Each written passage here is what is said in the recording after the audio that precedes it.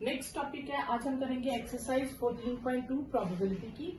इसमें है axiomatic approach of probability. इसमें क्या है कि हमें सपोज करो कि सैंपल स्पेस में बहुत सारे इवेंट्स दिए हैं, W1, W2 and so on WN, कुछ इवेंट्स हैं, ठीक है।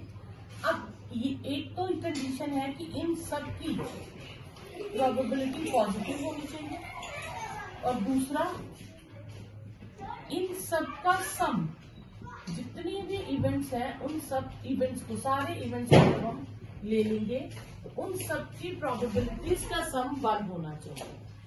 पहली कंडीशन कि हर इवेंट की प्रोबेबिलिटी पॉजिटिव होनी चाहिए, इवेंट में भी नेगेटिव, लेकिन प्रोबेबिलिटी पॉजिटिव होनी चाहिए। और हर इवेंट का, सारे इवेंट्स का जब मैं प्रोबेबिलिटीज का टोटल करूंगी दैट मस्ट बी 1, ठीक है। अब इसमें हम इस बार फॉर्मूलाज कौन से यूज करेंगे? Probability of not an event का निकालना हो तो लिखेंगे 1 माइनस प्रोबेबिलिटी ऑफ ए, ठीक है। नॉट ए को हम क्या लिखेंगे? 1 माइनस प्रोबेबिलिटी ऑफ ए, क्योंकि सब प्रोबेबिलिटीज का टोटल 1 है।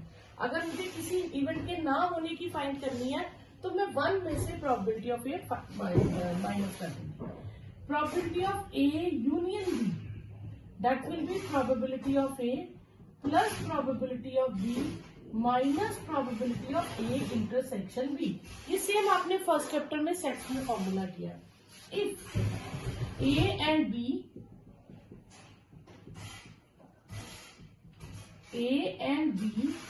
आर म्यूचुअली एक्सक्लूसिव इवेंट्स, अगर दो इवेंट्स म्यूचुअली एक्सक्लूसिव है दिस मीन उनकी इंटरसेक्शन एम्प्टी होगी। अगर इंटरसेक्शन एम्प्टी है तो इंटरसेक्शन की प्रोबेबिलिटी क्या हो जाएगी? 0। तो फिर ये जो केस है probability of A union B, ये क्या हो जाएगा? Probability of A plus probability of B, because intersection में 0, तो उस केस में ए यूनियन बी की प्रोबेबिलिटी हो जाएगी probability of A plus probability of B, ठीक है। उसके बाद हमारे पास एक ही यूज हो जाएगा, नीदर ए नॉट बी। तो अगर ये आ जाए तो this means not A and not B. De Morgan's law में हम करेंगे तो हमने दोनों पे अगर कॉम्प्लीमेंट हुआ तो यूनियन क्या बन जा, इंटरसेक्शन हो जाता है यूनियन, और कॉम्प्लीमेंट बाहर आ जाता है। डिमॉर्गन्स लॉ फर्स्ट चैप्टर में हमने करा था, ठीक है। अब मुझे यूनियन की कॉम्प्लीमेंट ढूंढना है तो मैं टोटल में से यूनियन को माइनस कर दूंगी। तो हम ए यूनियन बी फाइंड करेंगे और 1 में से उसे माइनस कर देंगे, तो किसकी आ जाएगी? नीदर ए नॉट बी, ठीक है। अगर मुझे हो ए बट नॉट बी, इसकी फाइंड करनी है तो हम लिखेंगे ए में से हम इंटरसेक्शन माइनस कर देंगे तो ओनली ए बचेगा। इसे हम ओनली ए भी कहते हैं, ए एंड नॉट बी भी कहते हैं, ठीक है। तो ये आपके पास फॉर्मूलाज आगे हम यूज करेंगे। फर्स्ट क्वेश्चन है, हमें 7 सैंपल्स दिए हैं W1 से W7 तक, उनकी प्रोबेबिलिटीज दी है। अब हमें चेक करना है कि क्या ये वैलिड असाइनमेंट है या नहीं है, ठीक है। तो हम 2 चीजें चेक करेंगे, क्या प्रोबेबिलिटी नेगेटिव तो नहीं है, दूसरा अगर सारी प्रोबेबिलिटीज पॉजिटिव है फिर हम उनका सम करके देखेंगे, ठीक है। तो फर्स्ट केस में देखेंगे कोई भी नेगेटिव नहीं है और हम इन सबका टोटल करेंगे, ठीक है। तो इन सबका टोटल जो है वो 1 आएगा, तो यस इट इज वैलिड, ठीक है। ये एमसीक्यू में आता है। अब ये सारी पॉजिटिव है और 1/7 है, तो इनमें भी टोटल जो है वो 1 आएगा, तो इसका मतलब ये भी वैलिड।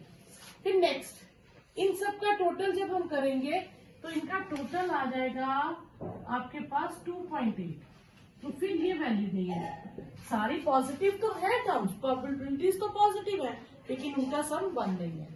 इस केस में प्रोबेबिलिटी ही नेगेटिव आ गई, तो ये भी नहीं पॉसिबल, क्योंकि ओमेगा 1 जो है वही नेगेटिव आ गई। Sorry, probability of omega 1 is negative, ठीक है। सम ऑफ ऑल PWs लिख लीजिएगा, ऑल प्रोबेबिलिटीज, ठीक है। और प्रोबेबिलिटी एक भी नेगेटिव आ गई तो वैलिड नहीं है। और इस केस में देखिए तो लास्ट में आप देखो 15/14 है, तो जो प्रोबेबिलिटी ऑफ W7 है वो ग्रेटर देन 1 है, तो ये भी पॉसिबल नहीं है, क्योंकि प्रोबेबिलिटीज ऑफ एन इवेंट, किसी भी इवेंट की प्रोबेबिलिटी जो है वो 0 से 1 के बीच में लाई करनी चाहिए। 1 तक जा सकती है लेकिन 1 से ग्रेटर नहीं हो सकती। तो ये आपके पास फर्स्ट 2 पार्ट्स वैलिड है। और नेक्स्ट क्वेश्चन है, अ कॉइन इज टॉस ट्वाइस। जब हम 2 बार टॉस करेंगे कॉइन को तो हमारे पास सैंपल स्पेस आएगी HH, HT, TH, TT। अब हमें किसकी प्रोबेबिलिटी फाइंड करनी है? At least 1 tail occur. तो let E be event for at least 1 tail. ठीक है, तो E में कौन कौन से केसेस आ जाएंगे? एटलीस्ट 1 टेल का मतलब है 1 टेल भी पॉसिबल है और 2 टेल्स भी पॉसिबल है। तो प्रोबेबिलिटी ऑफ E क्या हो जाएंगे? फेवर में 3 है और टोटल हमारे पास 4 केसेस है, तो probability of event will be 3/4। Next question है, अ डाई इज थ्रोन। जब हम डाई थ्रो करेंगे तो सैंपल स्पेस में केसेस आएंगे 1 2 3 4 5 6। फिर नेक्स्ट है, a prime number will appear. Let E1 be event for prime number. ठीक है, तो E1 में कौन से केसेस आएंगे? प्राइम नंबर 2 3 और 5। तो प्रोबेबिलिटी ऑफ E1 हमारे पास आ जाएगा 3/6, that is 1/2। Second, number greater than और इक्वल टू 3। तो let E2 be event for number greater than और इक्वल टू 3। ठीक है, तो E2 में कौन से केसेस आएंगे? 3 या 3 से बड़ा, तो लार्जर ये आ जाएगा। प्रोबेबिलिटी ऑफ E2 क्या हो जाएगी? 4/6, दैट इज 2/3। नेक्स्ट है, नंबर लेस देन और इक्वल टू। तो थर्ड पार्ट में हम ले लेंगे let E3 be event for number less than और इक्वल टू 1।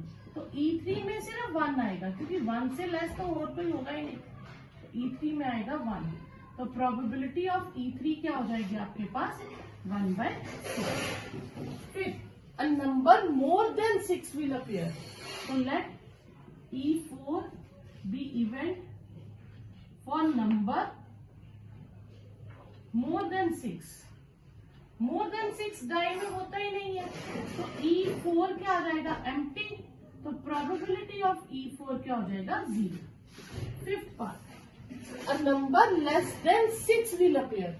तो let E5 be event for number less than 6। Less than 6 में आपके पास क्या आ जाएंगे?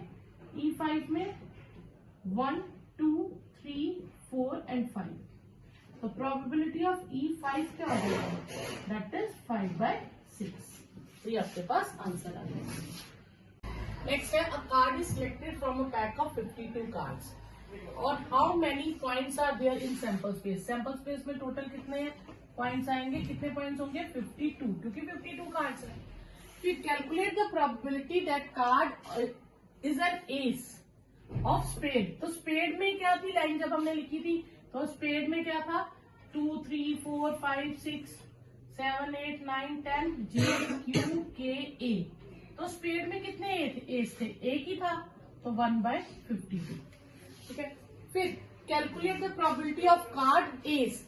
टोटल एस कितने होते हैं? 4, तो 4/52 1/13। और टोटल ब्लैक कार्ड्स कितने होते हैं? 26/52 1/2। तो ये आपके पास आंसर आ जाएगा। तो ये एमसीक्यू में ही आपको पूछते हैं क्वेश्चन। नेक्स्ट कौन है? क्वेश्चन है, a fair coin is with mark 1 on one face and 6 on other face. जैसे हेड और टेल की जगह उन्होंने 1 और 6 लिख दिया और साथ में a fair die is tossed. तो सैंपल स्पेस में आपके पास क्या केसेस आएंगे? तो या हेड आएगा या टेल, यही होता था ना कॉइन में। तो अगर हम एक का नाम 1 रखें और एक साइड में हमने 6 रखा है, यानी कि हेड सपोज करो हमने 1 मान लिया और टेल को 6 मान लिया, इसके साथ मैंने डाई थ्रो की। अब इसकी ऑप्शंस क्या हो जाएंगी? डाई में 1 भी आ सकता है, डाई में 2 आ सकता है, डाई में 3 आ सकता है, डाई में 4 आ सकता है, 5 आ सकता है और 6 आ सकता है। अब अगर टेल यानी कि 6 जिसे हमने माना तो उसके साथ 1 आ सकता है, 2, 3, 4, 5 एंड 6 या अब टोटल केसेस कितने हो गए? टोटल केसेस हो गए हमारे पास 12। प्रोबेबिलिटी सम 3, ठीक है। तो सम 3 में कौन सा केस आएगा? 1, 2, बस एक ही केस आएगा, तो उसकी प्रोबेबिलिटी हो जाएगी 1/12। प्रोबेबिलिटी सम इज 12, तो 12 सम के लिए एक ही केस आएगा 6 एंड 6, तभी टोटल 12 होगा, तो वो भी हो जाएगा 1/12, क्योंकि टोटल केसेस हमारे पास 12 है। क्वेश्चन है, there are 4 men and 6 women on a city council, मतलब एक कमेटी है जिसमें कितने 4 men है और 6 women है, ठीक है। तो नंबर ऑफ men 4 और नंबर ऑफ women 6, तो टोटल कितने हो गए? Total person, total members 10। If one council member is selected, एक मेंबर हमें सिलेक्ट करना है, ठीक है, एक सिलेक्ट करना है, और वो सिलेक्शन किसकी होनी चाहिए? विमेन की।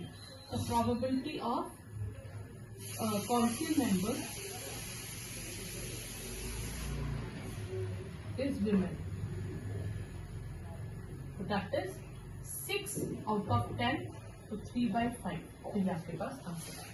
A fair coin is tossed 4 times, जब हम 4 बार टॉस करते हैं तो हमारे पास सैंपल स्पेस क्या होती है, पहले हम वो बनाते हैं। तो सैंपल स्पेस में हमारे पास 16 केसेस होंगे, पहले चारों हेड होंगे, फिर एक टेल हम लिख लेंगे लास्ट में, फिर उसको हम आगे आगे मूव करते जाएंगे, H T H H T H H H, ये एक टेल के 4 केसेस हो गए। फिर 2 टेल्स इंट्रोड्यूस करेंगे, इसके 6 केसेस होते हैं, ये आपने याद रखना है। तो पहले मैं एक टी को आगे लेके जाऊंगी, फिर मैं दूसरी टी को भी आगे लेके आऊंगी एक से। ये हो गया हमारे पास 1 2 3 4 5 केसेस। इसमें एक केस आएगा जिसमें दोनों टेल्स बीच में होंगे, 6 केसेस हो गए। फिर 3 टेल्स आ जाएंगे, अब हेड पीछे पीछे मूव होता जाएगा, एक स्टेप पीछे जाएगा, फिर चारों टेल्स आ जाएंगी। तो ये हमारे पास कौन सी हो गए? 4 कॉइन्स जब हम टॉस करते हैं उसके केसेस। तो ये हो गया हमारे पास 3 हेड, ठीक है। ये हो गया हमारे पास 2 हेड वाले केसेस, ठीक है। ये हो गए हमारे पास 3 हेड वाले केस, 3 टेल वाले केसेस, ठीक है। अब ये 2 बचे जिसमें चारों हेड और चारों टेल, ठीक है। अब उसने कहा है कि अगर तो किसी का हेड शो होता है कॉइन में तो उसको 1 रुपया जीतने का चांस है, लेकिन अगर आपका टेल आ गया तो वह आप 1.5 रुपये हार जाओगे, ठीक है। तो जीतने के लिए विन को हम लिखेंगे +1 और लॉस को हम लिखेंगे -1.5, ठीक है। तो उतना लॉस हो जाएगा। पहला केस आ गया 4 हेड, जब 4 हेड्स आएंगे, 4 हेड्स आएंगे तो मतलब आप हेड आने पे 1 रुपया जीतोगे। प्रोबेबिलिटी ऑफ विनिंग ₹4, तो उसके आपके पास कितने चांसेस है? 1, 4 पर जीतने का। फिर 3 हेड एंड 1 टेल, ये दूसरा केस है। 3 हेड आए, ठीक है, तो आप 3 रुपीज जीतोगे, टेल आने पे आप 1.5 रुपये हार जाओगे, ठीक है। तो आपके पास कितना बचा? 1.5। तो प्रोबेबिलिटी ऑफ विनिंग ₹1.5, 1.5 रुपया जीतने के, 50 जैसे ले लो, तो आपके पास 3 हेड और 1 टेल के कितने केसेस थे? 1 2 3 4 केसेस थे, तो ये 4/16 1/4 हो गया, ठीक है। फिर आपके पास आ जाए, ये हो गया केस 1, ये हो गया केस 2, केस 3। केस 3 में 2 हेड्स एंड 2 टेल्स आ जाए। 2 हेड्स आने के 2 रुपए आप जीत जाओगे, 2 हेड्स आने के 2 रुपए आप जीत जाओगे, और टेल 2 बार आएगा तो 1.5 1.2 बार आएगा, तो आप 2 रुपए जीते और 2 बार 1.50 रुपीज हारे। तो 2 - 3 तो -1, तो फिर प्रोबेबिलिटी ऑफ लूजिंग ₹1, तो उसके कितने चांसेस थे? 1 2 3 4 5 6 upon 16, that is 3 upon 3. Fourth case, 1 head and 3 tails. 1 head आएगा तो ₹1 जीतोगे, 3 tails आएंगे तो 3 times 1.50 लॉस हो जाएगा, तो 1 minus 4.50, that is minus 3.50. ठीक है, तो probability of losing ₹3.50. 1 head 3 tail, 1 head 3 tail के कितने केसेस है? 4. तो इसकी प्रोबेबिलिटी होगी 4/16 1/4. 15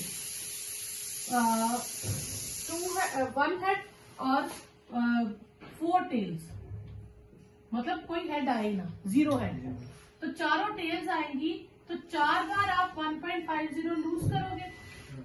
ठीक है, तो ये आपके पास कितना हो जाएगा? ₹6. तो probability of losing ₹6 will be 1/16. तो ये आपके पास 50 है.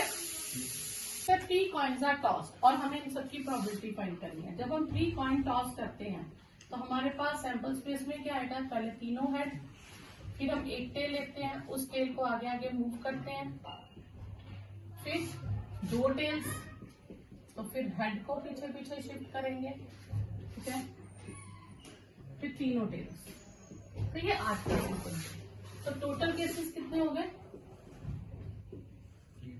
8. अब हम डिवाइड हर बार किससे करेंगे? 8 से. प्रोबेबिलिटी ऑफ 3 हेड्स, 3 हेड के कितने चांसेस है? 1 ही है, 1/8. 2 हेड्स, 2 हेड्स के कितने चांसेस है? 3, 3/8. एटलीस्ट 2 हेड्स, एटलीस्ट 2 हेड का मतलब है 2 हेड होंगे, 2 से ज्यादा आ सकते हैं, ले सकते हैं. तो मतलब हम इसमें कौन कौन से केसेस लेंगे? HHT, HTH, THH और HHH. एटलीस्ट 2 का मतलब है कि उससे ज्यादा हमें लेना है, उसे कम नहीं लेना. ठीक है, तो ये हो गए 4 केसेस, 4/16 1/4. इसी तरह एटमोस्ट 2 हेड का मतलब है कि हमें ज्यादा से ज्यादा 2 हेड लेने हैं, तो हमें जो 3 हेड वाला केस है वो नहीं लेना, तो हमें ज्यादा से ज्यादा 2 ही लेने हैं. हम हो सकता है 2 लें, उससे कम 1 लें और उससे कम कोई भी ना लें, लेकिन हम 2 हेड से ज्यादा नहीं ले सकते. तो ये एक केस छोड़ देंगे, बाकी के 7 केसेस हमारे पास आंसर आ जाएगा. ठीक है, फिर नो हेड, जिसमें कोई हेड ना हो, वो एक ही केस है. 3 टेल्स, वो भी वही हो गया, नो हेड को 3 टेल्स कहते हैं. ठीक है, एग्जैक्टली 2 हेड, एग्जैक्टली 2 में 2 हेड ही हो, ना 2 से कम ना 2 से ज्यादा. तो 2 हेड वाले ये 3 केसेस है, तो इसके आगे 3/8. नो टेल, नो टेल मतलब जिसमें टेल ना हो, तो वो एक ही केस है, HHH. एट मोस्ट 2 टेल्स, ज्यादा से ज्यादा 2 टेल्स आए, तो 2 से कम भी हो सकती है, 1 भी हो सकती है, 0 भी हो सकती है. तो हम ये सब केस ले लेंगे साथ के साथ ना, ये नहीं लेंगे, ये छोड़ के तीनों टेल वाला ये 7 केसेस, पहले 7 केसेस लेंगे. ठीक है, तो ये हो जाएगा हमारा 7/3. सॉरी, यहाँ पे 8 आना बच्चा, 1/2. 16 में गलती से लिख गई हूँ, यहाँ 8 आना. एक्चुअली सबके 8 केसेस है ना टोटल. नेक्स्ट है, if 2/11 is the probability of an event. तो किसी इवेंट के अक्कर करने की प्रोबेबिलिटी है 2/11 और मुझे उसके नॉट एक ही निकालनी है. ठीक है, तो नॉट की क्या होती है? 1 minus probability of 8, 1 minus 2/11, 11 LCM ले लेंगे, that is 9/11. A letter is chosen at random from the word assassination. और हमें प्रोबेबिलिटी फाइंड करनी है कि वो लेटर जो चूज करेंगे वो वॉवल हो या कॉन्सोनेंट हो. ठीक है, तो टोटल वर्ड हमारे पास कितने हैं? टोटल गिवन वर्ड है असैसिनेशन, उसमें टोटल लेटर्स कितने हैं हमारे पास? काउंट करके 30. पहले उसने पूछा वॉवल, तो हम देखेंगे इसमें वॉवल्स कौन से हैं. ठीक है, तो कोई भी वॉवल जितनी बार भी रिपीट हुआ हम उन सबको काउंट करेंगे. तो ए हमारे पास 3 बार रिपीट हुआ है, आई 2 बार और ओ 1 बार. ठीक है, तो probability of chosen letter is vowel, तो ये कितने ऑप्शंस हो गए? 6 आउट ऑफ 13। क्लियर? अब प्रोबेबिलिटी ऑफ कॉन्सोनेंट, कॉन्सोनेंट की क्या होगी?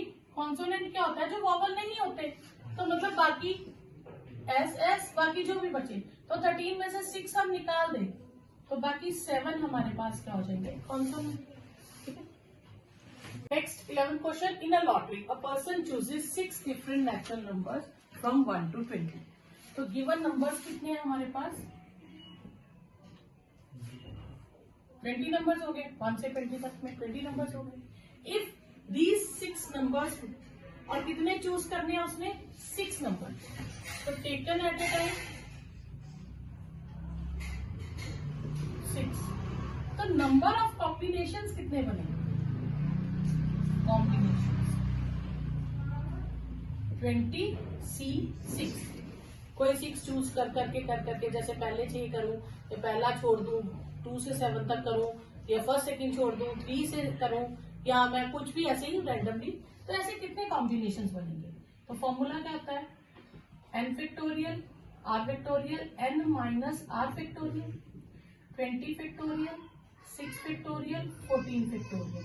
अब हम इसकी सॉल्व करेंगे 20, 19, 18, 17, 16, 15, 14 फैक्टोरियल को रखेंगे ताकि ये 14 फैक्टोरियल से कट जाए, और 6, 5, 4, 3, 2, 1 इनकी कटिंग करेंगे, तो ये आएगा 3, 8, 9, 6, 0।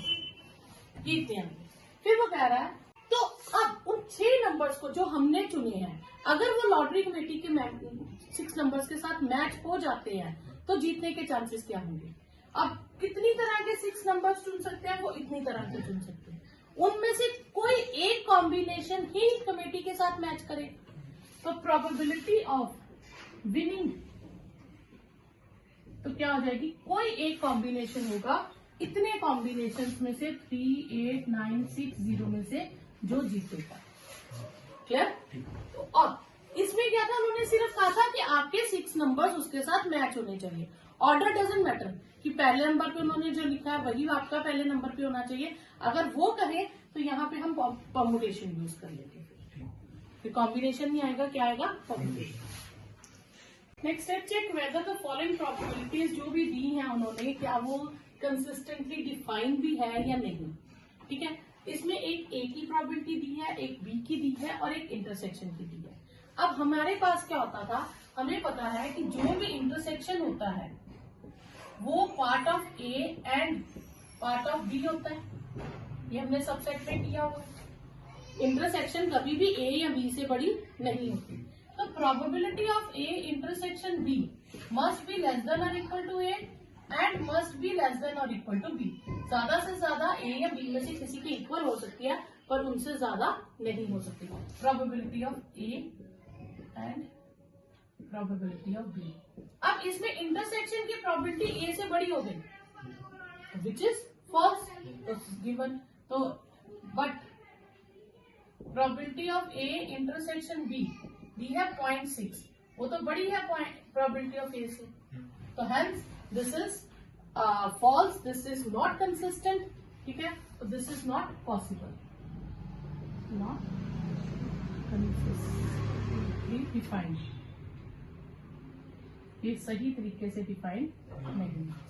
दूसरा केस, ए 0.5 है, बी 0.4 है और यूनियन 0.8 हो सकता है, क्योंकि यूनियन की जो प्रोबेबिलिटी होती है वो ग्रेटर देन और इक्वल टू 8 होनी चाहिए, ए और बी होनी चाहिए, तो ए और बी से बड़ी है। ठीक है, तो yes, probability of A union B is greater than equal to probability of A and probability of A union B is greater than equal to probability of B. Therefore, this is consistently defined. Clear? Next है fill in the blanks. ठीक है, तो इसमें हमें missing term find करनी है। A की probability हमें दी है 1/3, बी की प्रोबेबिलिटी दी है 1/5 और इंटरसेक्शन की प्रोबेबिलिटी दी है 1/50। तो हमारे पास फॉर्मूला क्या था, ए यूनियन बी का probability of A plus probability of B minus probability of A intersection B. ठीक है, तो ये हो गया 1/3 प्लस 1/5 माइनस 1/15। एलसीएम ले लें 15, 5 प्लस 3 माइनस 1 7/15। ये आपके पास आंसर है। Clear. Second part, probability of A दी है हमें 0.35, प्रोबेबिलिटी ऑफ बी हमें नहीं दी, और ए इंटरसेक्शन बी दी है 0.25, और ए यूनियन बी ये हमें दी है 0.6। फॉर्मूला फिर से वही यूज करेंगे, ए यूनियन बी की probability, probability of A plus probability of B minus probability of A intersection B. ये 0.6, ये 0.35, ये प्रोबेबिलिटी ऑफ बी है, और ये 0.25 है। तो 0.6 और ये 0.1 बचेगा। ठीक है, अब 0.1 दूसरी तरफ शिफ्ट कर दे, 0.6 माइनस 0.1 प्रोबेबिलिटी ऑफ बी आ जाएगी, तो प्रोबेबिलिटी ऑफ बी किसके इक्वल होगी, 0.5 की। तो ये आपके पास सेकंड पार्ट होता है। क्लियर है। ए की प्रोबेबिलिटी हमें दी है 0.5, बी की हमें दी है 0.35, और यूनियन की हमें दी है 0.7। तो हमें फाइंड करनी है इंटरसेक्शन की। तो formula probability of A union B is probability of A plus probability of B minus probability of A intersection B. ये है 0.7, इसको मैं 70 पे लिख सकती हूँ। 0.50, 0.35 minus probability of A intersection B. ये मैंने 2 यूनिट इसलिए लिए क्योंकि यहाँ 35 था, तो मैंने इनके साथ भी 0 लगा दिया। 0.70, तो ये हो गया 0.85 minus probability of A intersection B. तो इसको इधर शिफ्ट कर दे और 70 इधर ले आए, तो probability of A intersection B क्या हो जाएगी, 0.85 माइनस 0.70, दैट इज 0.15। तो ये आपके पास आंसर आ जाएगा। ई एंड एफ दो इवेंट्स हैं सच दैट ई की प्रोबेबिलिटी 1/4 है, एफ की प्रोबेबिलिटी 1/2 है। ई एंड एफ, एंड हम किसे लिखते हैं, इंटरसेक्शन को, वो 1/8 है। हमें फाइंड क्या करना है, हमें फाइंड करना है ई और एफ। और का मतलब होता है यूनियन, और यूनियन का फॉर्मूला क्या है, probability of E plus probability of F minus probability of E intersection है। 1/4 प्लस 1/2 माइनस 1/8, 8 एलसीएम ले लें, 2 प्लस 4 माइनस 1, 5/8। ये आपके पास आंसर आ जाएगा। ठीक है, second part, not E and not F, probability of not E and not F. ठीक है, नॉट ई का मतलब है ई कॉम्प्लीमेंट, एंड मतलब इंटरसेक्शन, और नॉट एफ मतलब F complement. De Morgan's law में हम ये जो इंटरसेक्शन, ये कॉम्प्लीमेंट है, ये बाहर ले लेंगे, तो ई जो इंटरसेक्शन है वो यूनियन बन जाता है जब हम कॉम्प्लीमेंट बाहर लेते हैं, क्योंकि डी मॉर्गन्स लॉ था A union B whole complement is A complement intersection B complement. Clear. अब जिसका कॉम्प्लीमेंट, जिसकी भी हमने कॉम्प्लीमेंट की ढूंढनी है, तो हम 1 माइनस कर देंगे, और ई यूनियन एफ की हम ऑलरेडी फाइंड कर चुके हैं 5/8, तो ये हो जाएगा 1 माइनस 5/8, तो 8 एलसीएम, तो 3/8। ये आपके पास आंसर है। क्लियर। नेक्स्ट है ए की प्रॉपर्टी हमें गिवन है 3/5, probability of A is 3/5, B की प्रोबेबिलिटी गिवन है 1/5, और मुझे ए और बी की ढूंढनी है, और कंडीशन है A and B are mutually exclusive events.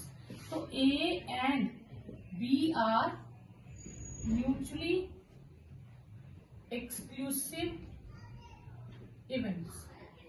अगर म्यूचुअली एक्सक्लूसिव इवेंट्स है तो इसका मतलब क्या होता है कि उनमें कुछ भी कॉमन नहीं है, तो इंटरसेक्शन की प्रोबेबिलिटी क्या आ जाएगी, 0। तो probability of A union B का फॉर्मूला क्या है, probability of A plus probability of B minus probability of A intersection B. इसे हम प्रोबेबिलिटी ऑफ ए और बी भी कहते हैं, ठीक है, यूनियन को। तो ए की प्रोबेबिलिटी है 3/5, बी की 1/5 और ये 0, तो ये हो गई 4/5। आपके पास आंसर है। नेक्स्ट है ई एंड एफ इवेंट्स है और हमें दिया है प्रोबेबिलिटी ऑफ नॉट ई और नॉट एफ 0.25। अब नॉट ई मैंने अभी कहा था ई कॉम्प्लीमेंट हो जाएगा, नॉट एफ एफ कॉम्प्लीमेंट हो जाएगा और को हम लिखते हैं यूनियन, ठीक है। अब जब मैं ये कॉम्प्लीमेंट बाहर लूंगी तो ई और एफ तो रह जाएंगे, तो यूनियन क्या बन जाएगा, इंटरसेक्शन, क्लियर। और जिसके कॉम्प्लीमेंट की ढूंढनी हो तो हम 1 माइनस कर देते हैं, ठीक है। Probability of E intersection F इधर रखेंगे -0.25 -1 sorry plus minus probability of E intersection F क्या हो जाएगी -0.75 और ई इंटरसेक्शन एफ की प्रोबेबिलिटी क्या आ जाएगी 0.75। अब इंटरसेक्शन की प्रोबेबिलिटी कुछ है, यानी कि ये 0 नहीं है, which is not equal to 0। अगर ये 0 नहीं है तो इनमें कुछ ना कुछ इवेंट्स कॉमन होंगे, और जब इवेंट्स कॉमन होंगे तो वो म्यूचुअली एक्सक्लूसिव नहीं हो सकते, ठीक है। तो E and F R not mutually exclusive, क्योंकि म्यूचुअली एक्सक्लूसिव ही वही होते हैं जिनमें कुछ भी कॉमन नहीं होता और उनकी प्रोबेबिलिटी 0 होती है, ठीक है। नेक्स्ट क्वेश्चन है A and B are two events. Probability of A हमें दी है 0.42, प्रोबेबिलिटी ऑफ बी हमें दिया है 0.48 और ए एंड बी, एंड को हम क्या लिखते हैं इंटरसेक्शन, वो दिया है 0.16। हमें फर्स्ट पार्ट में फाइंड करना है probability of not a. Not a को क्या लिख सकते हैं 1 minus probability of A, 1 minus 0.42, तो 1 में से माइनस करेंगे तो ये आ जाएगा 0.58। Second part probability of not B क्या हो जाएगा, तो 1 minus probability of B that is 1 minus 0.48 यानी कि 0.52, ठीक है। थर्ड पार्ट पे हमें फाइंड करना है ए और बी, और का मतलब क्या है यूनियन, और को यूनियन लिखते हैं, तो उसका फॉर्मूला है probability of A plus probability of B minus probability of A intersection B. A की प्रोबेबिलिटी 0.42, 0.48 और इसकी है 0.16, ये हो गया 0.9, 0.16, 90 कह लो, तो ये हो जाएगा 0.74। देखिए आपके पास आंसर आ जाएगा। नेक्स्ट है इन अ class 11 a school 40% of students study mathematics, ठीक है। तो हम इसको लिख लेंगे let M be event for student study mathematics, ठीक है। और दूसरा 30% biology, D be the student for study biology, ठीक है।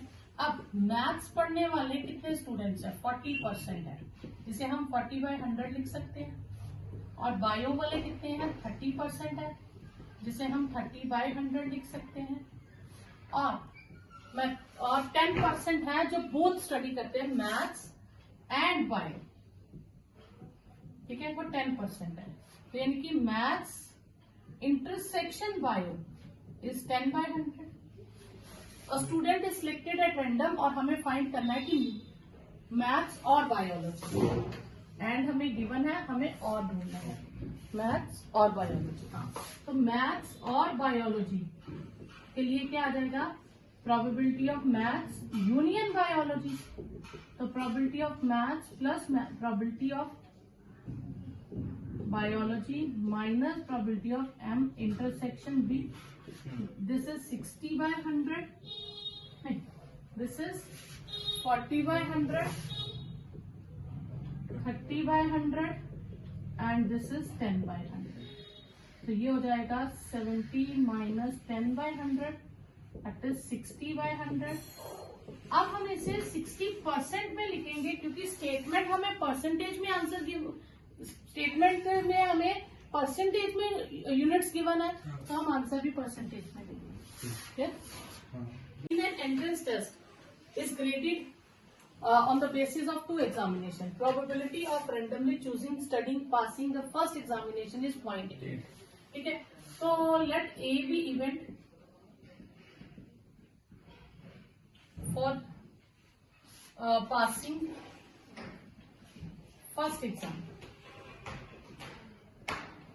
ठीक है, and B be event for passing second exam. ठीक है, तो ए की फर्स्ट एग्जाम में पास करने की कितनी है 0.8, सेकेंड पास करने की है 0.7, और एटलीस्ट वन ऑफ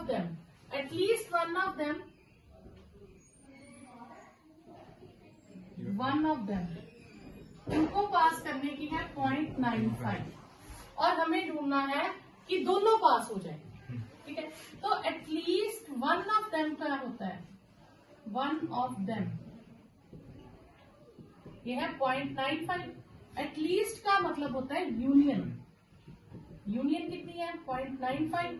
यूनियन का फॉर्मूला क्या है हमारे पास, probability of A plus probability of B minus probability of A intersection B. Probability of A है हमारे पास 0.8, 0.7, इसको 8070 लिख लेते हैं, क्योंकि यहाँ 95 है ना, 2 डिजिट्स में है डेसिमल के बाद, ठीक है 0.95। तो ये हो जाएगा हमारे पास 1.50 minus probability of A intersection B is 0.95। अब इसको उधर शिफ्ट कर दें, या minus point A intersection B is 0.95 minus 1.50, minus probability of A intersection B हमारे पास आ जाएगी माइनस 95 में से 1.5 में से ये माइनस कर देंगे, तो ये हमारे पास आ जाएगा 0.55, माइनस कैंसल, तो ए इंटरसेक्शन बी हमारे पास क्या आ जाएगा 0.55, और यही हमें फाइंड करना था। क्लियर। नेक्स्ट क्वेश्चन है probability of a student that a student will pass the final examination in both English and Hindi is 0.5। तो हम इसको लिख लेंगे, let E be event for a student pass English exam, और दूसरा हिंदी है, तो H be event for student pass Hindi exam. ठीक है, यहां तक हमने इवेंट्स ले लिया। अब स्टूडेंट जो दोनों पास करता है, तो दोनों मतलब बोथ मतलब इंटरसेक्शन, और वो दिया 0.5, और दोनों पास नहीं। अब फाइनल एग्जाम में दोनों एग्जाम पास करने की प्रोबेबिलिटी है 0.5। ठीक है, ई एंड एच, तो probability of E intersection H वो है 0.5, और नीदर की है 0.1। नीदर मतलब ना ई का एग्जाम पास किया और ना एफ का एग्जाम पास किया। तो इसे हम लिख सकते हैं, जब हम इसे कॉमन लेंगे कॉम्प्लीमेंट को, तो ये यूनियन में कन्वर्ट हो जाएगा, और ये आ जाएगा हमारे पास 1 minus probability of E union F, तो 1 प्रोबेबिलिटी ऑफ एफ नहीं है, ये एच है बेटा जी, E H, E union H 0.1 minus 1, this implies minus probability of E union H is minus 0.9, तो probability of E union H ये हमारे पास आ गई 0.9। ठीक है, अब हमने ढूंढना है if the probability of passing English exam की प्रोबेबिलिटी दी हुई है हमें, तो प्रोबेबिलिटी ऑफ ई हमें दिया है 0.75, और हमें प्रोबेबिलिटी एच एग्जाम को पास करने की बताई है, तो probability of E union H क्या आ जाएगा, probability of E plus probability of H minus probability of E intersection H. ठीक है, यूनियन हमने अभी फाइंड किया कितना 0.9, ई की प्रोबेबिलिटी है 0.75, एच की हमें पता नहीं है, और ये 0.5 दी है। ठीक है, तो अब 2 डिजिट्स में आए तो मैं इसमें भी जीरोस लगा लूंगी। तो ये हो गया 0.90 0.25 प्रोबेबिलिटी ऑफ एच। तो प्रोबेबिलिटी एच प्रोबेबिलिटी ये हो गया 0.90 माइनस 0.25, इसकी प्रोबेबिलिटी आ जाएगी एच की। तो प्रोबेबिलिटी ऑफ एच हो जाएगी 0.65। ठीक है, तो ये आपके पास आंसर आ जाएगा। नेक्स्ट क्वेश्चन है, इन अ क्लास ऑफ 60 स्टूडेंट्स। तो टोटल स्टूडेंट्स हो गए हमारे पास 60, 30 ऑप्टेड एनसीसी। तो प्रोबेबिलिटी फॉर एनसीसी के लिए कितनी हो गई 30/60, that is 1/2। And 32 opted NSS, NSS वाले ऑप्ट करने वाले हो गए 32। तो हम कटिंग करते नहीं है फिलहाल ऐसे। और 24 स्टूडेंट्स हैं जिन्होंने दोनों ऑप्ट किए हैं। तो probability of NCC intersection NSS is 24/60।